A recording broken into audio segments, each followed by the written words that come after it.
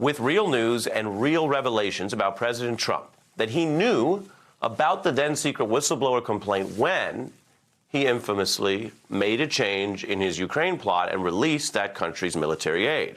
Now, this matters because it adds to the evidence that the reason the White House backed off extorting Ukraine was not some second thought or some attempt to avoid doing something wrong, but rather, as so many have stated, they backed off because they got caught. They went into damage control mode. The New York Times reporting on these new developments suggesting why Trump released the aid. It's all part of the larger effort to avoid, according to these reports, the Trump aides wanting any parts of the plot being exposed. It's an echo of what now looks like a pretty odd denial from Donald Trump to Gordon Sondland, that he didn't want a quid pro quo. But that was back at a time when the complaint was secret and no one in public, not in the news, not in Washington, was using the term quid pro quo bribery in the first place. Now, that's not all. In the last 24 hours alone, we have learned about 2 different Trump administration staffers who quit over how this Ukraine aid was handled. And meanwhile, when Congress does get back from this holiday, we'll head right into the first judiciary hearing on impeachment. That's a week from tomorrow. And they're going to focus on what exactly makes for an impeachable offense. Judiciary Chair Nadler has invited Donald Trump and his lawyer to participate, of course. Politico is reporting, though, the Trump strategy may ultimately be a boycott, avoiding sending any lawyers at all and continuing to argue that the whole process is simply unfair. Now, that approach carries risk, the prospect of a president known for his communication style, to say nothing of his ratings obsession, suddenly sitting out the chance to confront the evidence with his own communications and speak to the some 70 million people who've now watched part of the hearings to date, who are likely to tune back in as Congress gets even closer to impeaching President Trump. Well, if Trump's team won't even show up, they won't be able to address the evidence that has already been compiled in the fact-finding part of this over at the Intelligence Committee, which will be analyzed for impeachable offenses by the Judiciary Committee. This president believes he is above the law, beyond accountability. And in my view, there is nothing more dangerous than an unethical president who believes they are above the law. He richly deserves impeachment. He has done many impeachable offenses. He's violated the law 6 ways from Sundays. But that's not the question. The question is, can we develop enough evidence to put before the American people? I'm joined by New York Times columnist Michelle Goldberg, Margaret Carlson, columnist for the Daily Beast, and Michael Eric Dyson, a professor at Georgetown, out with a new book called Jay-Z, Made in America. What do you think is important, Michelle, about a lot of these reports that feel familiar because people say, well, right, we didn't think Trump backed down from the plot. He was pursuing the plot aggressively. He was defending on the White House lawn. And yet, for what Congress is doing, this does seem like important evidence. Right. I mean, there's already a mountain of circumstantial evidence that Trump only released the aid because Congress had begun its investigation, because, as Adam Schiff has said multiple times, because he got caught. But because they have boycotted the Intelligence Committee hearings, there are still some small details about how the plot went down. Not the substance of the plot itself, but some small details that have yet to be filled in. And so this fills in one more of those details. That 2 of the Republican defenses has been both what Trump said to Gordon Sondland, oh, no quid pro quo, and that the aid was eventually released, so no harm, no foul, and this was just a kind of ordinary process that happens all the time. And this reporting punctures both of those, right? If you've already been accused, if you know you've been accused of a quid pro quo, then when you defensively say no quid pro quo, it's not exactly evidence of a clear conscience. Right. And Margaret, on this very program last night, we had a leading Washington conservative defending the president, saying, well, they got the money anyway. It would seem from this new reporting, the question is, why did they get the money? Well, they wouldn't have gotten the money if it had remained secret longer. They would have not have gotten the money until someone found out and Trump got nervous about being exposed. It's not as if his M.O. is to give up the goods unless the sheriff is coming around. I'm also struck here that, as Michelle says, these little details are coming in to confirm what we think we already knew. And this impeachment is, say, the opposite of Watergate. It's as if Nixon delivered the tapes before the Supreme Court hearing, which said he had to. Trump admitted everything at the beginning by releasing the transcript. And so we are just filling in these details because we know that he sought leverage over this desperate Ukrainian president who needed the aid and needed the White House meeting to show Russia not to kick him around. And Trump withheld those things. It was an arms for political dirt deal. And to keep from being exposed, he put it out there. But, for no other reason did he release the aid. Yeah, and this also goes to the strategy we're seeing. Professor Dyson, I don't know if you've ever had a student who says, well, if they just had more time, they would have gotten their report in, give them the time for whatever reason. Report still doesn't come in.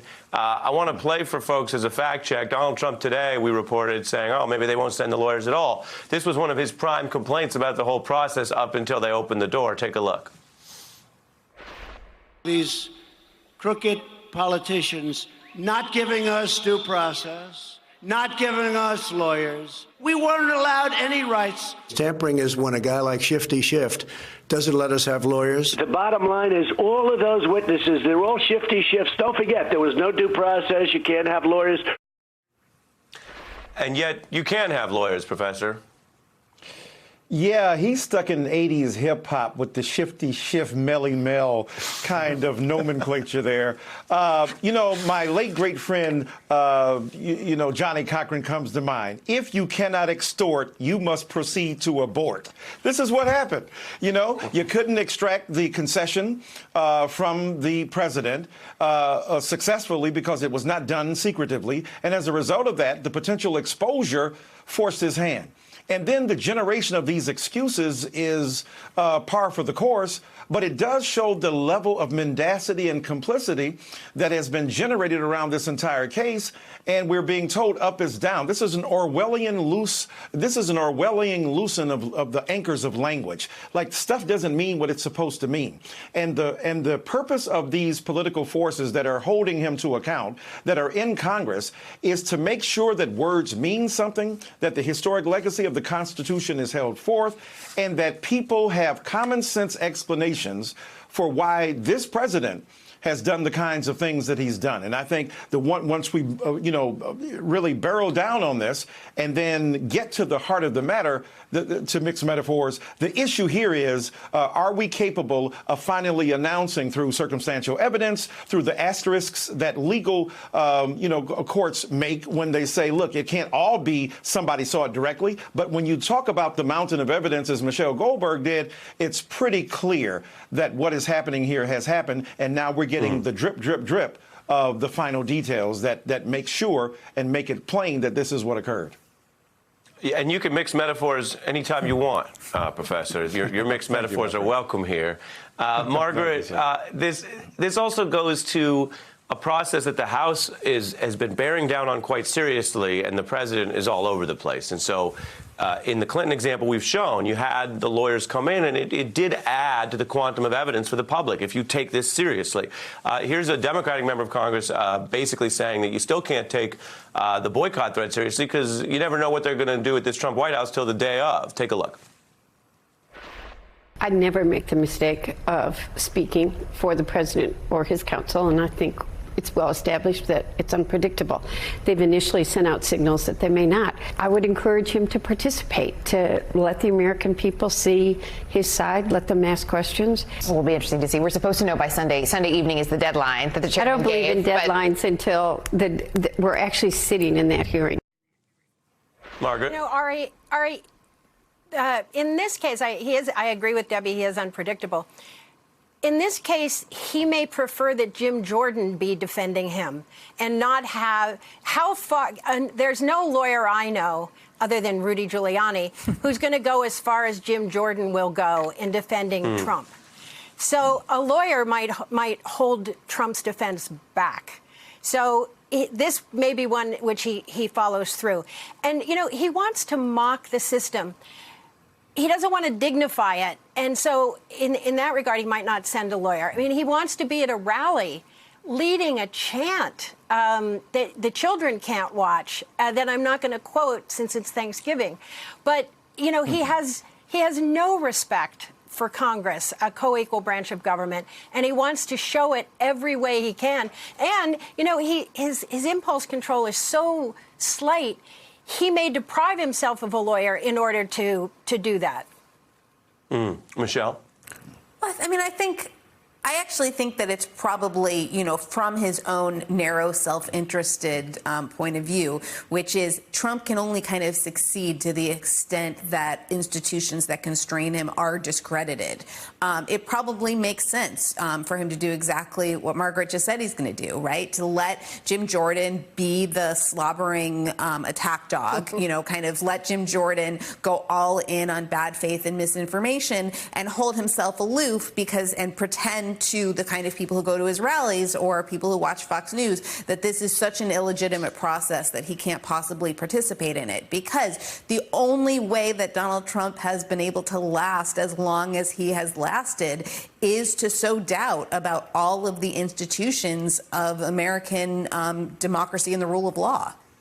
It's a great point when you lay it out like that, and it's where, yes, they backed off the money to try to not get caught in the short term, but in the long term, it's the same macro anti-democratic strategy. It's abusing the foreign investigation to try to undercut the domestic election. It's abusing the FBI to undercut any oversight. It's abusing the Navy to undercut their military judicial processes, which are distinct, have actually a higher bar. And even there, of course, he was in hot water this week for that.